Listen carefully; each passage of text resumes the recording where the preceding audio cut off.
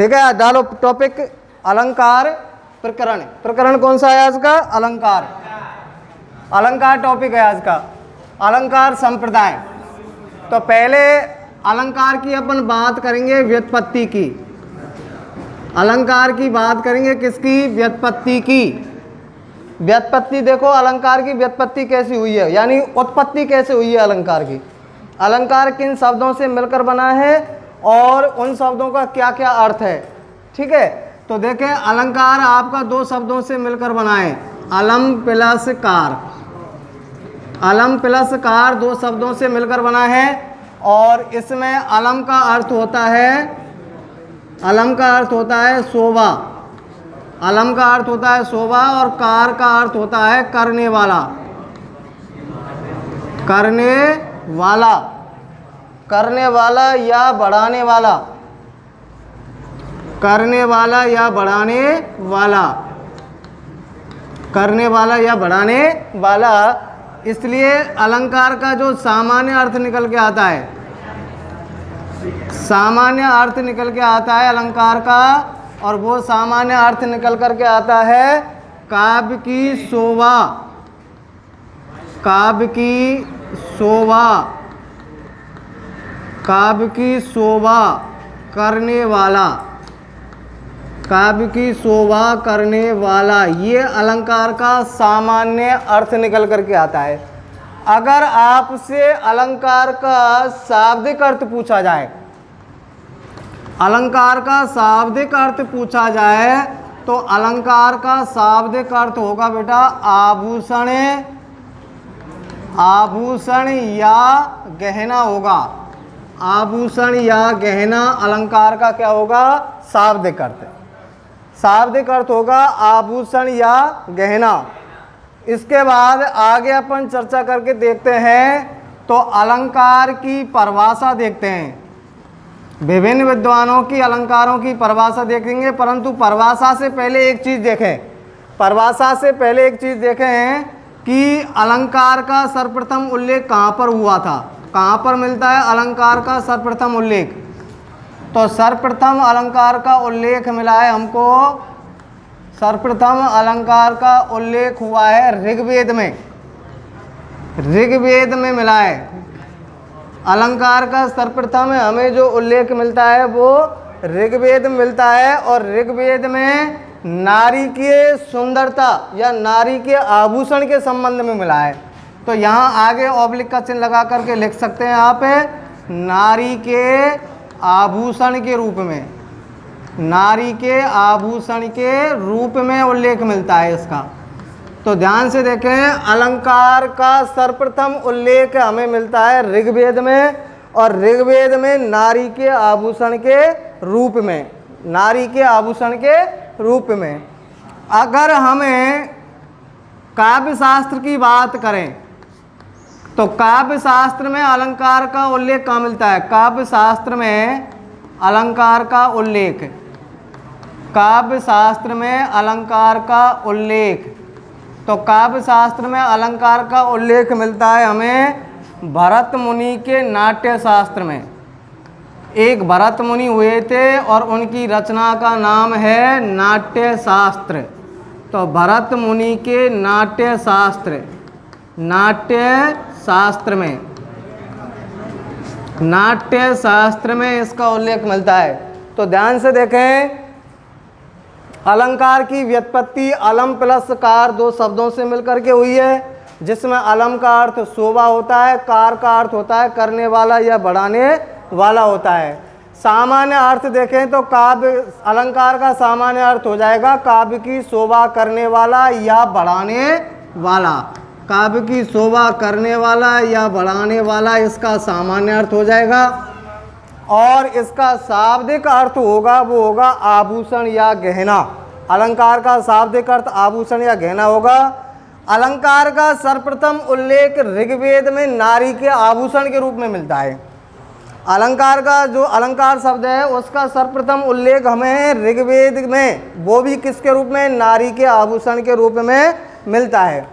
उसके बाद काव्य शास्त्र में, काव्य शास्त्र में अलंकार का उल्लेख काव्य शास्त्र में अलंकार का उल्लेख मिलता है हमें भरत मुनि के नाट्य शास्त्र में, भरत मुनि के नाट्य शास्त्र में, काव्य शास्त्र में।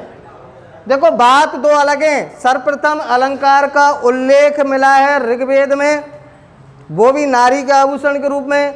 परंतु जो हमारी हिंदी की जो काव्य शास्त्र है, काव्य शास्त्र है, उस काव्य शास्त्र में अलंकार का उल्लेख मिला है हमें भरत मुनि के नाट्य शास्त्र में। यानी भरत मुनि एक विद्वान हुए थे और उनकी रचना का नाम क्या था? नाट्य शास्त्र। उसमें अलंकार का उल्लेख मिलता है। तो अगर आपको ध्यान देखना है, प्रश्न अगर इस तरीक़ा से आए कि अलंकार का सर्वप्रथम उल्लेख कहाँ पर हुआ, तो आपको बताना है ऋग्वेद। अगर प्रश्न को वो इस हिसाब से कहे कि काव्य शास्त्र में अलंकार का उल्लेख कहाँ पर मिलता है, तो काव्य शास्त्र में अलंकार का उल्लेख नाट्य शास्त्र में मिलता है। उसके बाद अलंकार संप्रदाय के प्रवर्तक कौन माने जाते हैं? आगे डालें अलंकार संप्रदाय, अलंकार संप्रदाय के प्रवर्तक, अलंकार संप्रदाय के प्रवर्तक, अलंकार संप्रदाय के प्रवर्तक माने जाते हैं भामा। अलंकार संप्रदाय के प्रवर्तक माने जाते हैं कौन? भामह। ये अलंकार संप्रदाय के प्रवर्तक माने जाते हैं भामह। और इसने भामह ने सर्वप्रथम अलंकारों को दो भागों में भी विभाजित किया था, शब्द अलंकार और अर्थ अलंकार, और अलंकारों की संख्या बताई थी इसने 38 के। कुल अलंकार 38 होते हैं। और दंडी ने अपने काव्य अलंकार पुस्तक में, काव्य अलंकार पुस्तक में अलंकारों की संख्या बताई है 35। भामा ने बताई है अलंकारों की संख्या 38। सबने अलग अलग हिसाब से अलंकारों का वर्गीकरण किया है। आगे देखेंगे तो केशव दास ने अलंकारों का दो भागों में विभाजन किया है, एक सामान्य अलंकार और एक विशिष्ट अलंकार। परंतु ये बहुत आगे की बात है, अपने लेवल तक की देखते हैं। तो अपने लेवल में पहले तो ये बात ध्यान रखनी है, अलंकार संप्रदाय के प्रवर्तक माने जाते भामा। और काव्य शास्त्र में अलंकार का उल्लेख मिला है कहाँ पर? भरत मुनि के नाट्य शास्त्र में। और अलंकार संप्रदाय का सर्वप्रथम उल्लेख मिलता है हमें ऋग्वेद में, वो भी नारी के आभूषण के रूप में। उसके बाद हम देखते हैं अलंकार की परिभाषा। उसके बाद हम देखते हैं अलंकार की परिभाषा। तो अलंकार की परिभाषा देखेंगे तो अलंकार की पहली परिभाषा है कि काव्य की शोभा बढ़ाने वाले, काव्य की शोभा बढ़ाने वाले, काव्य की शोभा बढ़ाने वाले तत्वों या गुण धर्म को, तत्वों या गुण धर्म को, गुण धर्म को, तत्वों या गुण धर्म को अलंकार कहते हैं, अलंकार कहते हैं। काव्य की शोभा बढ़ाने वाले तत्वों या गुण धर्म को अलंकार कहते हैं। और ये परिभाषा है दंडी की, दंडी के अनुसार परिभाषा है ये, दंडी के अनुसार। दंडी ने संस्कृत में इसकी परिभाषा दी है कि अलंकारान शोभाकारान प्रक्षते, अर्थात अलंकार शब्द हैं, अलंकार है वो काव्य की शोभा बढ़ाने वाले तत्वों या गुण धर्म को कहते हैं। तो काव्य की शोभा बढ़ाने वाले तत्वों या गुण धर्म को अपन क्या कहते हैं? अलंकार। उसके बाद आगे देखते हैं, उसके बाद आगे देखते हैं। तो आगे पहले एक बार इसको दोबारा से समझा दे रहा हूँ, दोबारा से समझ लो। कि पहले आपने बात करी थी अलंकार की व्युत्पत्ति की।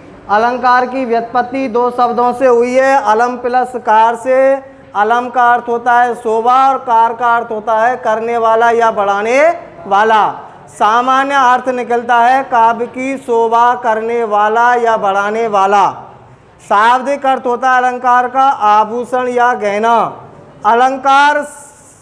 अलंकार का सर्वप्रथम उल्लेख हमें ऋग्वेद में नारी के आभूषण के रूप में होता है।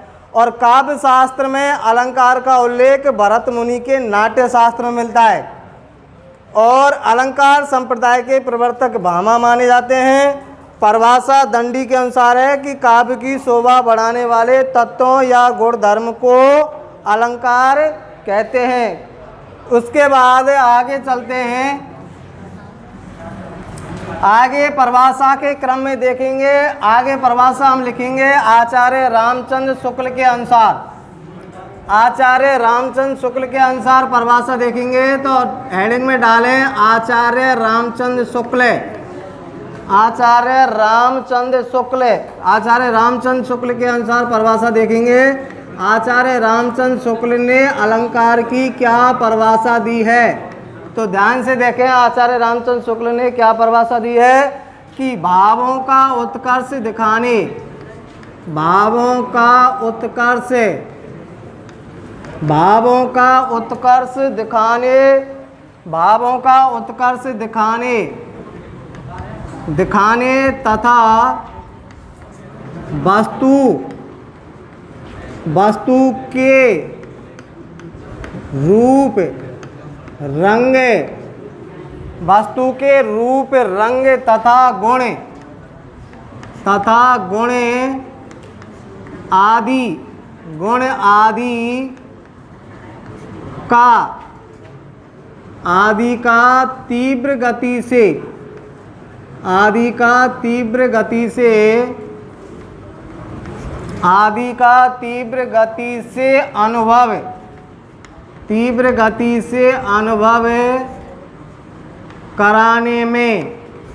का तीव्र गति से अनुभव कराने में सहायक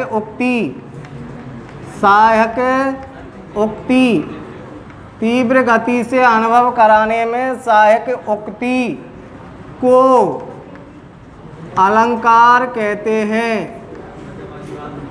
सहायक उक्ति को अलंकार कहते हैं। ये परिभाषा दी है आपकी आचार्य रामचंद्र शुक्ल ने। आचार्य रामचंद्र शुक्ल ने परिभाषा दी है अलंकार की कि भावों का उत्कर्ष दिखाने तथा वस्तु के रूप रंग तथा गुण आदि का तीव्र गति से अनुभव कराने में सहायक उक्ति को, तीव्र गति से अनुभव कराने में सहायक उक्ति को अलंकार कहते हैं। ये रही परिभाषा दूसरे नंबर की आचार्य रामचंद्र शुक्ल के अनुसार, और ये परिभाषा रही है दंडी के अनुसार। उसके बाद परिभाषा में अगर हम देखते हैं तो डॉक्टर राम कुमार वर्मा ने भी अलंकार की परिभाषा अलग से दी है कि अलंकारों के बिना भाषा व भावों की नग्नता दूर हो जाती है। अलंकारों से भाषा व भावों की जो नग्नता है वो दूर हो जाती है और उसमें सौंदर्य व सुषमा की सृष्टि होती है। तो अपनी तीसरी परिभाषा निकल के आती है, और तीसरी परिभाषा है हमारी डॉक्टर राम कुमार वर्मा। डॉक्टर राम कुमार वर्मा ने तीसरी परिभाषा क्या दी है, देखे ध्यान से। डॉक्टर राम कुमार वर्मा के अनुसार तीसरी परिभाषा के अलंकारों के प्रयोग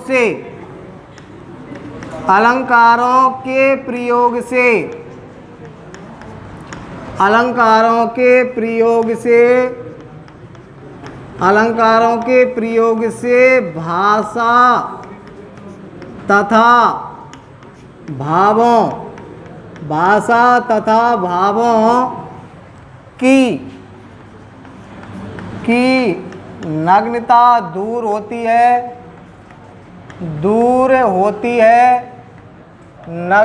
दूर होती है तथा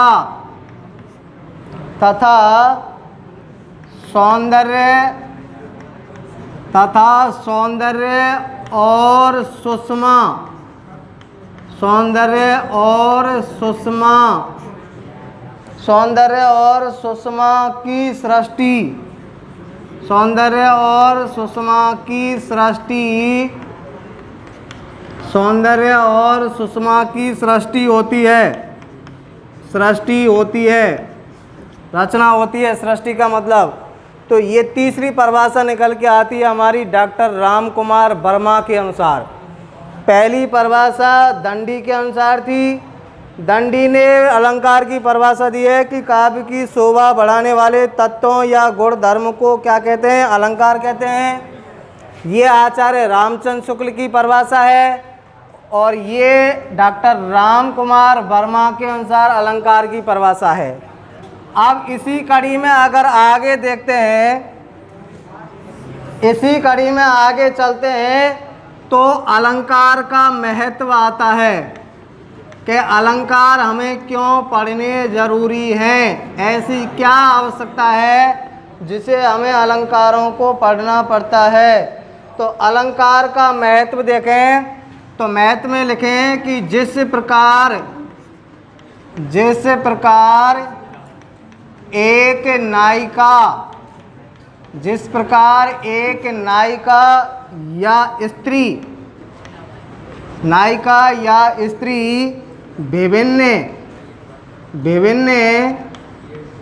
जिस प्रकार एक नायिका या स्त्री विभिन्न प्रकार के आभूषणों को पहनकर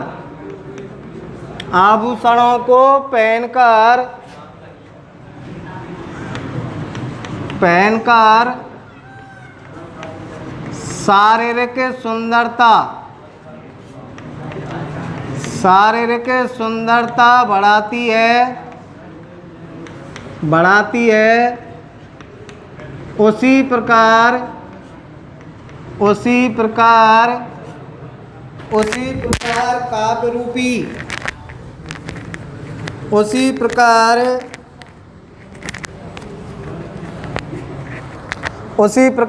काव्य रूपी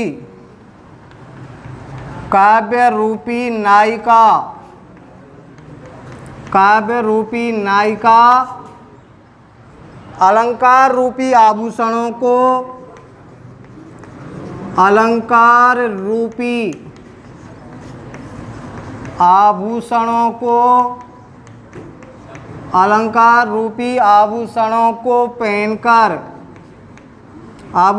को पहनकर अपनी सुंदरता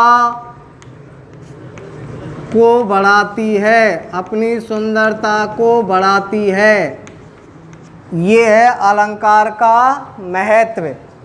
इसी कड़ी में आगे देखते हैं अलंकार के प्रकार।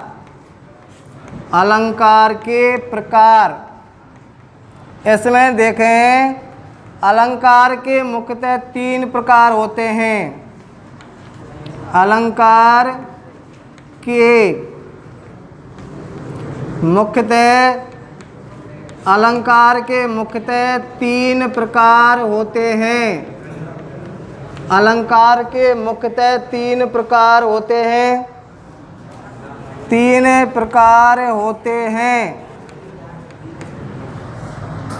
अलंकार के मुख्यतः 3 प्रकार होते हैं और 3 प्रकारों में कौन कौन से हैं? नंबर 1 पे शब्द अलंकार, नंबर 2 पे अर्थ अलंकार, नंबर 2 पे अर्थ अलंकार और नंबर 3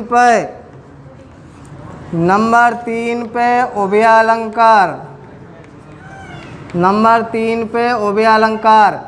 ये 3 प्रकार होते हैं अलंकार के, शब्द अलंकार, अर्थ अलंकार और उभय अलंकार। ये 3 प्रकार अलंकार के होते हैं। एक बार ध्यान से देखें, ये आचार्य रामचंद्र शुक्ल की परिभाषा है। उन्होंने अलंकार की परिभाषा दी है कि भावों का उत्कर्ष दिखाने तथा वस्तु के रूप, रंग, गुण आदि का तीव्र गति से अनुभव कराने में सहायक उक्ति को अलंकार कहते हैं। डॉक्टर राम कुमार वर्मा के अनुसार अलंकारों के प्रयोग से भाषा तथा भावों की नग्नता दूर होती है तथा उसमें सौंदर्य और सुषमा की सृष्टि होती है। अलंकार का महत्व है ये। यहाँ अलंकार के प्रकार करें। अलंकार के मुख्यतः 3 प्रकार होते हैं। पहला शब्द अलंकार, दूसरा अर्थ अलंकार और तीसरा उभय अलंकार। अब इनमें से एक एक अलंकार को, पहले शब्द अलंकार को पढ़ेंगे, फिर अर्थ अलंकार को पढ़ेंगे, और हमारे सिलेबस में शब्द अलंकार और अर्थ अलंकार के उदाहरण हैं, उनको ही अपन को क्या करना है, पढ़ना है। तो आगे की चर्चा में आप हेडिंग में डालें शब्द अलंकार, आगे लिखें शब्द अलंकार। शब्द अलंकार में देखें शब्द अलंकार, शब्द अलंकार डालें हेडिंग में। और शब्द अलंकार की पहले अपन परिभाषा देखते हैं। परिभाषा क्या है कि जिस काव्य पंक्ति में, जैसे काव्य पंक्ति में, जैसे काव्य पंक्ति में, जैसे काव्य पंक्ति में चमत्कार, चमत्कार या सौंदर्य, चमत्कार या सौंदर्य शब्द पर आधारित हो, शब्द पर, शब्द पर आधारित हो, शब्द पर आधारित हो, तो उसे, शब्द पर आधारित हो तो उसे शब्द अलंकार कहते हैं, तो उसे शब्द अलंकार कहते हैं। जिस काव्य पंक्ति में चमत्कार या सौंदर्य शब्द पर आधारित हो तो उसे शब्द अलंकार कहते हैं, शब्द अलंकार कहते हैं। उसके बाद देखते हैं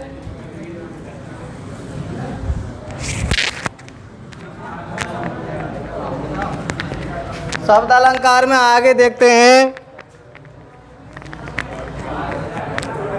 कि शब्द अलंकार के अंतर्गत, शब्द अलंकार के अंतर्गत, शब्द अलंकार के अंतर्गत,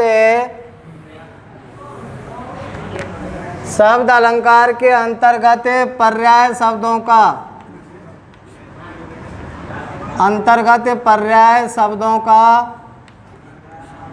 पर्याय मतलब पर्यायवाची शब्दों का, पर्याय यानी पर्यायवाची शब्दों का प्रयोग, पर्यायवाची शब्दों का प्रयोग नहीं करते हैं, पर्यायवाची शब्दों का प्रयोग नहीं करते हैं, तथा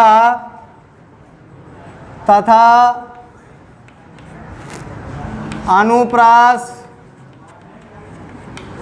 तथा अनुप्रास, कौमा यमक, तथा यमक व, तथा अनुप्रास यमक व सलेस, व सलेस आदि अलंकारों का, आदि अलंकारों का, आदि अलंकारों का अध्ययन, आदि अलंकारों का अध्ययन शब्द अलंकार, आदि अलंकारों का अध्ययन शब्द अलंकार के अंतर्गत, शब्द अलंकार के अंतर्गत किया जाता है, शब्द अलंकार के अंतर्गत किया जाता है,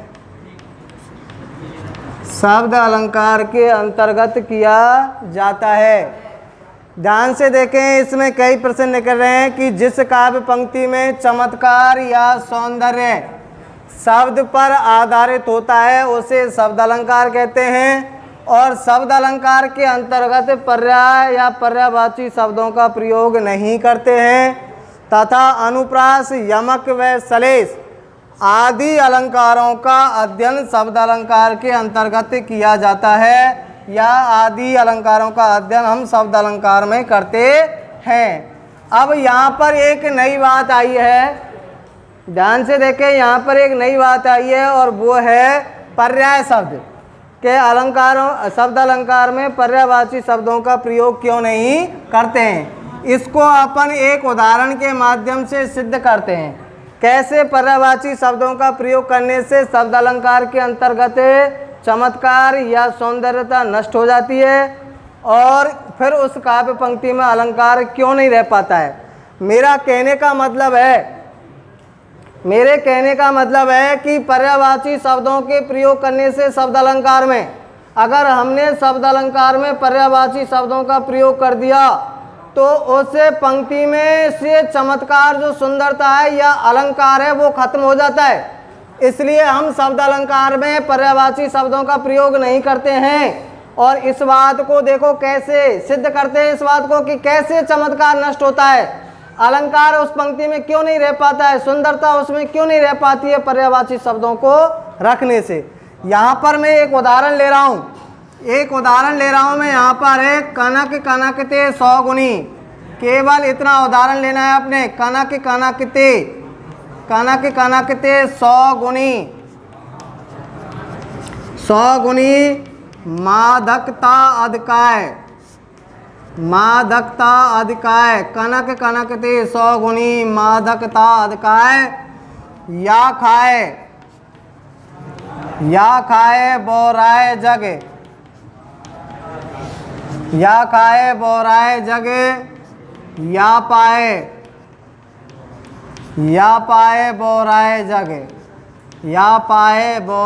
जग। ये कोई हमारे पास एक काव्य की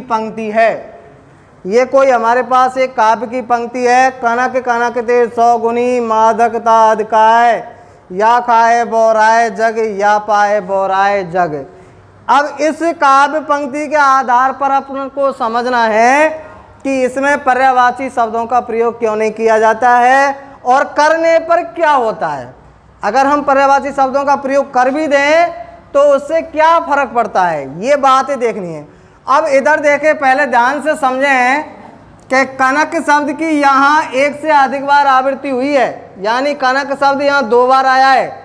तो यहाँ देखो पहले कनक का अर्थ देखें हम, पहले कनक का अर्थ खाए के आधार पर देखें तो अर्थ होगा इसका धतूरा।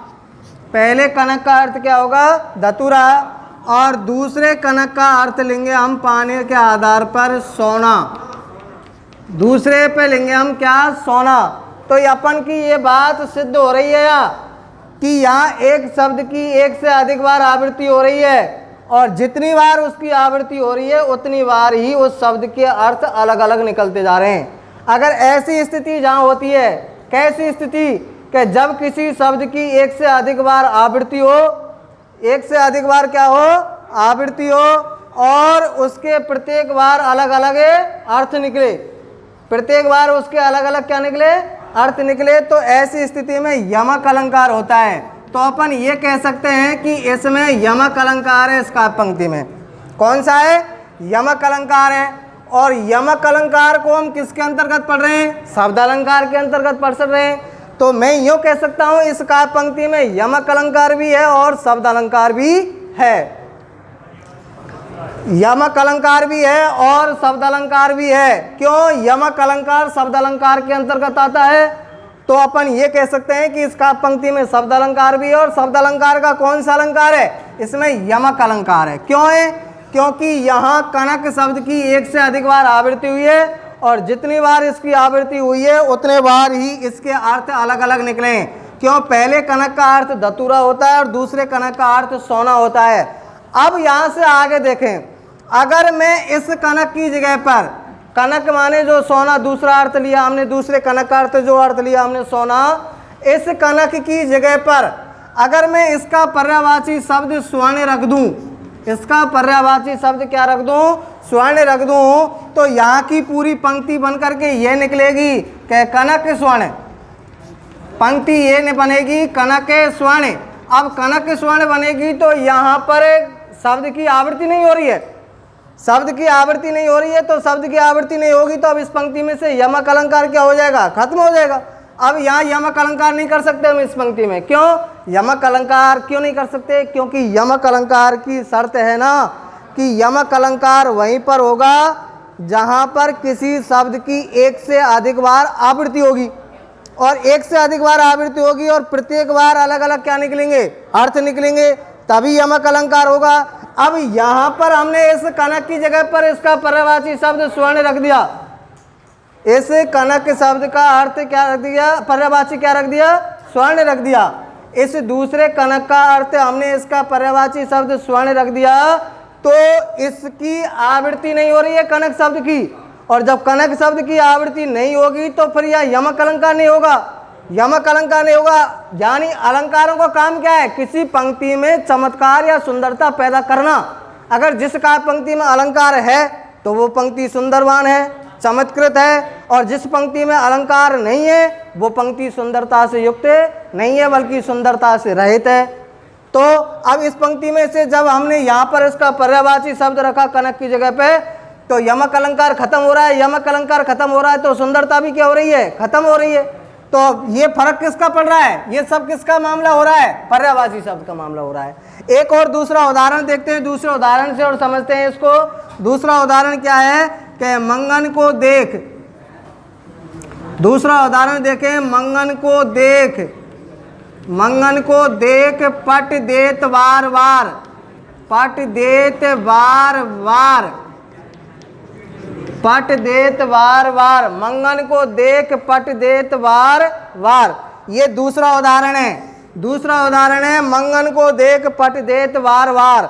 अब इसमें पट शब्द में सलेस अलंकार है, पट शब्द में कौन सा अलंकार है, सलेस है, सलेस अलंकार है। क्यों है सलेस अलंकार, क्योंकि यहाँ पट शब्द के दो अर्थ निकल रहे हैं, यानी पट शब्द के एक से अधिक अर्थ निकल रहे हैं, और जहाँ एक शब्द के एक से अधिक अर्थ निकलते हैं वहाँ श्लेष अलंकार होता है। तो यहाँ पट का पहला अर्थ तो निकल रहा है वस्त्र, और पट का दूसरा अर्थ निकल रहा है क्या, दरवाजा। दूसरा अर्थ क्या निकल रहा है, दरवाजा निकल रहा है। पंक्ति का अर्थ कह रहा है कि भिखारी को देख करके, मांगने वाले को देख करके, भिखारी को देख करके कुछ लोग वस्त्र आदि बार बार उसको दान में दे देते हैं, और कुछ लोग ऐसे होते हैं समाज में जो भिखारी को देख करके अपने बार बार दरवाज़ों को क्या कर लेते हैं, बंद कर लेते हैं। तो पहले पट का अर्थ तो वस्त्र हुआ, दूसरे पट का अर्थ क्या हुआ, दरवाजा हुआ। अब इस पट की जगह पे इधर देखें, ब्लैक बोर्ड की तरफ ध्यान रखें कि इस पट की जगह पे, अगर इस पट की जगह पे मैं इसका पर्यायवाची शब्द चीर रख दूं, इसका पर्यायवाची शब्द क्या रख दूं, चीर रख दूं, तो अब इस चीर शब्द के, अब इस चीर शब्द के हम ऐसे पट की तरह दो अलग अलग अर्थ नहीं ले सकते। जब दो अलग अलग अर्थ नहीं लेंगे तो फिर पंक्ति में से श्लेष अलंकार क्या हो जाएगा, खत्म हो जाएगा। और जब पंक्ति में श्लेष अलंकार ही नहीं रहेगी तो फिर सुंदरता और चमत्कारता भी क्या हो जाएगी, खत्म हो जाएगी। ये सब किसका प्रभाव पड़ रहा है, पर्यायवाची शब्दों को रखने से पड़ रहा है ये सब प्रभाव।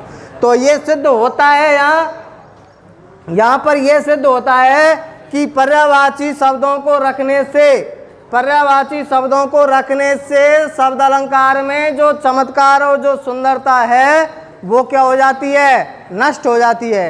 अब ये दोनों उदाहरण शायद में आपने ये लिख लिए होंगे, दोनों उदाहरण मेरे पास यहाँ ब्लैक बोर्ड पर जगह नहीं है, इसके नीचे मैं बोल देता हूँ, इसके नीचे आप स्पष्टीकरण डाल करके इन दोनों उदाहरणों का मैं स्पष्टीकरण करा देता हूँ आपके लिए। तो इसके नीचे आप स्पष्टीकरण डालें और स्पष्टीकरण डाल करके और इसका स्पष्ट करें। दोनों उदाहरणों का मैं स्पष्टीकरण करा रहा हूँ यहाँ पर, मेरे पास यहाँ ब्लैक बोर्ड पर जगह नहीं है, मैं लिखा देता। तो यहाँ पहले आपको ये उदाहरण लिखो, कनक कनकते सौगुनी, मादकता अधकाय, या खाए बोराए जग, या पाए बोराए जग। उसके बाद दूसरा उदाहरण आपको डालना है, मंगन को देख पट देत बार बार। इसके नीचे आप स्पष्टीकरण डाल करके लिखें, स्पष्टीकरण में लिखें कि प्रथम काव्य पंक्ति में, स्पष्टीकरण में लिखें, स्पष्टीकरण में लिखें आप प्रथम काव्य पंक्ति में, प्रथम काव्य पंक्ति में कनक शब्द की, प्रथम काव्य पंक्ति में कनक शब्द की, प्रथम काव्य पंक्ति में कनक शब्द की एक से अधिक बार, प्रथम काव्य पंक्ति में कनक शब्द की एक से अधिक बार आवृत्ति होने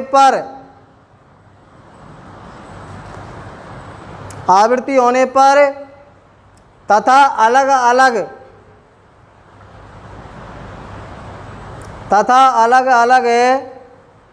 अर्थ निकलने पर, अलग अलग अर्थ निकलने पर कोष्टक में लिख सकते हैं अर्थ। आप धतूरा और सोना लिखना चाहें तो, अगर नहीं लिखना चाहें तो कोई ज़रूरी नहीं है। तो अलग अलग अर्थ निकलने पर यमक अलंकार प्रयुक्त है। आगे लिखें, अलग अलग अर्थ निकलने पर यमक अलंकार प्रयुक्त है। यमक अलंकार प्रयुक्त है, यमक अलंकार प्रयुक्त है। परंतु द्वितीय कनक शब्द के स्थान पर, परंतु द्वितीय कनक शब्द के स्थान पर, द्वितीय कनक शब्द के स्थान पर, द्वितीय कनक शब्द के स्थान पर इसका पर्याय शब्द,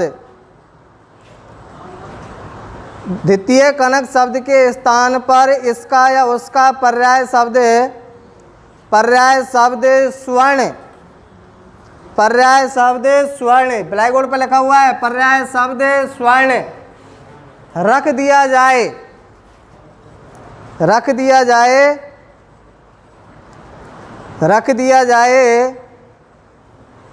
तो पंक्ति की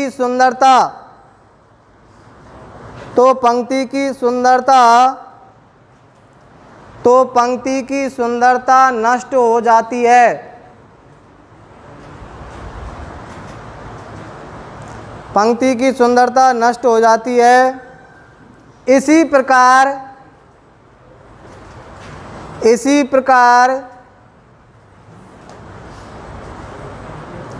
प्रकार दूसरी काव्य पंक्ति में,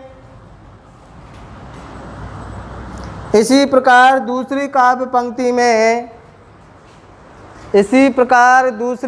पंक्ति में पट शब्द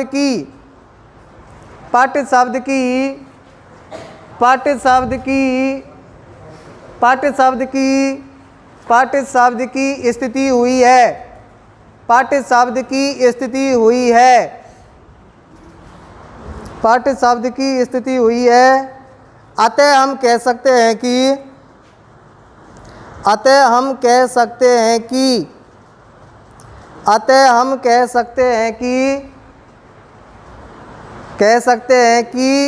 शब्द अलंकार में